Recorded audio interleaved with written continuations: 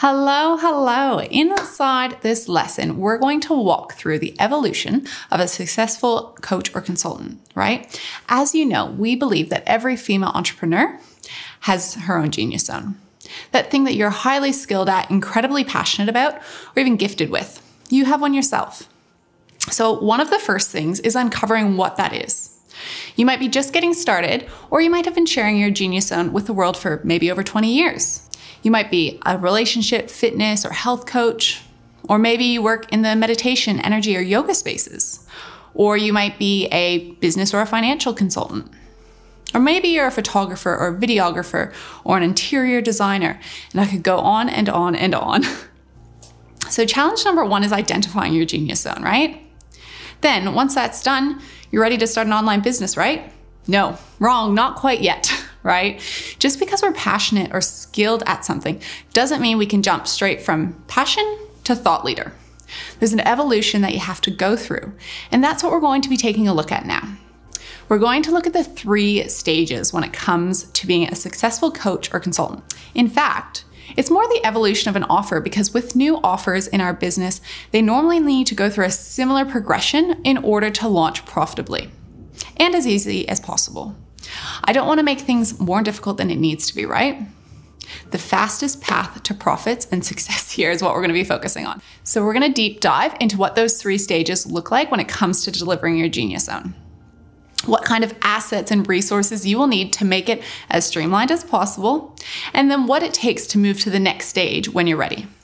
So first up, we have stage number 1. This is what I like to call the done for you one-on-one phase, right? Now, this doesn't just have to be for service-based businesses. You might be a coach or a consultant and doing that, but I want you to ensure that there is some done for you elements, because if there is, then your offer is so much easier to sell because the perceived value of you actually doing something for them is so incredibly high. So what this looked like for Grace when she had her automation agency, right? Working one-on-one with clients, providing some done-for-you automation implementation to help them streamline their business processes. There was still an education and coaching piece that went along with that offer. I'm not saying your entire offer needs to revolve around done for you, but try having something in there included to help make it that much more attractive. Now, this first stage is such a great opportunity for you to connect with your market and get personal. You get to know the language that they use through working with them, which then you can reiterate and use in your marketing message, right? You also get to practice your genius zone and really hone your craft. Not only that, but you get to charge a premium price as they get so much direct access to you. But on the flip side, there is a time for money cap, right? You can't serve everyone in this way because there's only one you. But the great thing about a high ticket premium offer means you don't need as many clients to reach your freedom metric either. One more thing is a lot of people believe that nothing can be automated and everything is super manual in this stage. And that is simply not true. Sure, even meeting face to face, whether that's virtually or in person, is a manual job, but there is still a lot of things you can do in your business to streamline and automate the other aspects of running a business. Now, some of the priorities in this stage are acquiring, say, your first 5 to 15 kind of face-to-face or one-on-one clients through free traffic strategies. You also are going to be able to test out different approaches and techniques. And I want you to be prepared to work your little behind off, right, to prove yourself in this stage. You're going to be capturing as many testimonials as case studies as you can. You can also look at starting to increase your price point as you go along. So you can have a beta price point when you're getting started and increase that as you bring on more and more clients. It's your opportunity to start getting familiar with online systems, including scheduling tools and communications. And lastly, I want to just quickly refresh on what are, I guess, the pros and cons of working in this one-on-one stage. So some of our pros, they look like it's a high growth industry, right? It's very easy to sell and to run, so you can get it launched that much faster. It's quite a stable business as well. They're easy to start, so you don't have to have heaps and heaps of products or even experience behind you. It's more so about having some expertise behind you, right? You get to work so closely with your clients, which ultimately results in happy clients at the end of the day, especially if you take the right ones on. You get to gain credibility and authority, right? And you also get to test out your genius zone, like I said, and hone that craft. You're going to be able to get paid to create your group coaching program, right? Rather than building it first and waiting to get paid. You also have that quick cash flow injection with the pay in fulls. And also, if you have any sort of payment plan option for those that cash flow might be a bit tight, you've got a recurring option there as well for the first couple of payments. Now, the cons is it's not overly scalable. So you can scale one of these businesses usually up to probably 2 million per annum. Still not bad, right? But that's usually where your cap is going to sit if you're working in this kind of done for you one-on-one space. You're still trading that time for money. So not as scalable in that sense either. And you don't necessarily earn when you're not working. So if you go on holidays, then you're not earning, right? So those are some of the cons of that one-on-one stage, but not to worry because we can address that in the further stages. Like I said, it's not at all a bad place to start. And maybe you might be even feeling a little bit more open to starting here initially than you originally thought, right? Now, once you can confidently sell this done for you offer, then we can jump in and start transitioning to stage 2, which is what I like to think of as your done with you one-on-one. This is when it's time to start scaling your business. So the easiest way to do that is to remove any of the done for you inclusions that take up your time. Anything that's a template is fine to leave, but we want to remove some of the pieces of the offer that restrict you from scaling and serving more people, right? So for Grace, this looked like coaching one-on-one, but not building the marketing automation for her clients, simply coaching them and giving them the tools to build it themselves. She was still doing it with them and holding their hand through the process, right? But it was less of Grace's overall time input working with each individual client. Mind you, it still has a higher perceived value as you're still working and coaching one-on-one, and which means you can still have it at a premium price. It is also, again, still easier to sell than group coaching because people want to have that access to you. Of course, there still is a cap on how many you can serve, but you should have a bit more capacity compared to the stage 1 done for you offer. It's also a great time to streamline your processes and continue to set yourself up to grow and scale your business. But as it's one-on-one, there's still that time for money, right? That cap on your earning potential. But that's okay because we can address that in the final stage. So in terms of what your priorities look like in this stage, there'll be things like building your first online program to supplement or accompany your one-on-one time. You're going to start testing some paid traffic strategies here as well. We're also going to look at observing and recording what works best for your clients and helps get them the best results, right?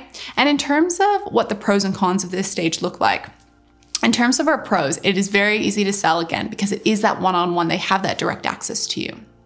There's a higher level of desire compared to group coaching as well. It allows you to still continue to have that high ticket pricing, not quite as high as when you're working done for you, but still considerably high compared to doing anything that's group related. You also have the great recurring relationship if you need to, through the payment plans and things like that. And again, you don't need many clients because it's that premium price point. You don't have to have as many clients in order to continue to hit your freedom metric. Your clients continue to achieve greater success because there is still that hand-holding element. And that's the best way to keep and continue to have recurring clients in your business as well. All right, so some of the cons, again, you're still trading time for money, right? So when you are not working, you're not necessarily making any money either. So it's not as scalable. And again, when we're entering into this stage, you cannot do it alone because otherwise you will tend to burn out if you stay in this stage for too long without support. Again, it's probably a little bit more attractive than what you might have initially thought working one-on-one could look like, right? And from there, once you've nailed this done with you one-on-one stage, then we're moving on to the third and final stage, which is what we like to call do it yourself. So it's kind of that more one-to-many or one-to-group model. This is where we're going to eliminate you from the front lines, right? So you can continue to scale and serve as many clients as you like. And you can do so confidently knowing that you can get them the results that they're after because you've worked through this evolution. You've worked closely with your clients through your program or process, and they've got the desired results time and time again. And you've ironed out all of the automations and online systems to ensure you can serve as many clients as you like at one time. Your price points are generally not as high, but that's okay because you have an unlimited number of clients that you can serve, right? Another awesome part of being in this stage is that you can make money 24/7, right? Even when you're not in the office. So this is when you're going to also be focusing more on potentially growing your team and focusing more on scaling your business. Now, if you're in this final stage, your priority is going to look a little something like this. So you're going to be looking at scaling up your paid traffic to promote your online products, focusing your efforts on retention and engagement, right? You're also going to be looking at creating more programs for your community or more offers. You're going to be looking at growing your team to support you and to support this business that you're building. You're going to decide upon your succession plan as well, right? And what that time frame looks like. And heck, probably take a few months off when we get to this point as well, plan a few holidays. So some of the pros of working in this stage is that it is very scalable, right? Because you have an unlimited number of clients that you can work with. Still has a high perceived value, especially because of your case studies and testimonials and your expertise working with your clientele. There still is some hand-holding through an online course, especially if you have any sort of group coaching Q&As attached to it as well, right? It's easy to run and a simple sales process. It's very do it once and it's done, and it can be made evergreen, right? And because you've already put in all the hard yards and you've got your framework and your process there, then it makes, the evergreen side so much easier. You have the opportunity for your clients to be networking with like-minded people as well. So that just adds to the value of the offer. There's that group accountability as well, and you can charge slightly less, but get more volume, right? Now the cons, if we're talking about stage 3, is it's not recurring generally. It still requires maybe a weekly commitment on your behalf. There's sometimes managing a Facebook group or things like that, or managing inboxes. Again, this is why it's so important to be building a team if you haven't done so by the time you get to stage 3. And it relies on client executing more independently. So what I mean by this is obviously when you're working one-on-one, there's a lot more accountability because you're there each and every week, making sure that they have done the work that they are meant to do. Now, can you see the power of following the evolution when it comes to building out your business or a new offering? Remember, you don't need to spend years and years in each of these first 2 stages. It ultimately comes down to serving enough clients in each of those stages so you can confidently move into the next stage without any worry or hesitation. It's much harder to sell if you try to skip to the 3rd stage. So whenever you create a new offer, we need to learn how to sell it, right? And that's what this evolution allows you to do. Now, sometimes in business, people try to skip ahead and want to start off with other expert programs like membership programs or recurring, maybe retreats or masterminds, as well as you have to establish yourself as a thought leader in your niche. So by following this evolution, you'll open up a whole new world of possibilities, and that's pretty darn exciting, right?